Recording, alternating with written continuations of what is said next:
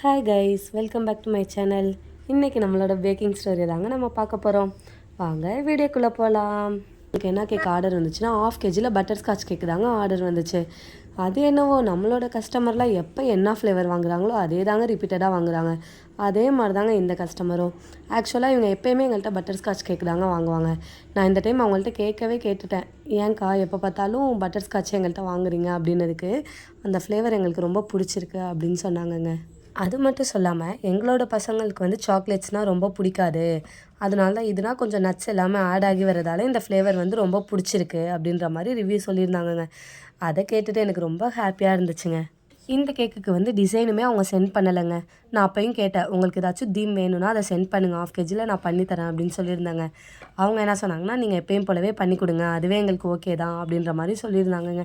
நம்மளை நம்பி நம்ம கஸ்டமர் வந்து எல்லா பொறுப்புகளையும் அந்த கேக் அவங்க தான் ஆக்சுவலாக பார்த்தா செலிப்ரேட் பண்ண போகிறாங்க. பட் வந்து நம்மளை நம்பி எல்லாத்தையும் தரதை பார்த்தா ரொம்ப ஹாப்பியாக இருக்குங்க. சின்ன வயசுலலாம் நான் ஐஸ் கேக்னாவே பெரிய கேக் அப்பெல்லாம் நினச்சிட்ருப்பேங்க. எங்கள் வீட்டில் வந்து எங்கள் அப்பாட்ட கேட்பேன், ஏதாச்சும் பர்த்டே அந்த மாதிரி செலிப்ரேட் பண்ணாவே எனக்கு வந்து ஐஸ் கேக் தான் வேணும் அப்படின்ற மாதிரி கேட்பேன். இன்றைக்கி அதே கேக்கே நான் செய்யும்போது எனக்கு ரொம்ப ப்ரௌடாக இருக்குங்க. அதுவும் இல்லாமல் என் பையனுக்கும் நான் வீட்டிலேயே செஞ்சு தர்றது எனக்கு இன்னுமே ஹாப்பியாக இருக்குங்க.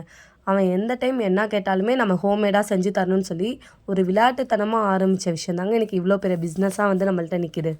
நான் வந்து கன்சீவாக இருக்கும்போது நான் என்ன நினச்சேன்னா, நம்மளோட பையனுக்கு கடையில் நம்ம எதுவுமே வாங்கி தரக்கூடாது. இப்போ இருக்கிற ஜென்ரேஷனில் நம்மளுக்கே தெரியும் எவ்வளோ கெமிக்கல்ஸ் எல்லாம் ஆட் பண்ணுறாங்கன்னு.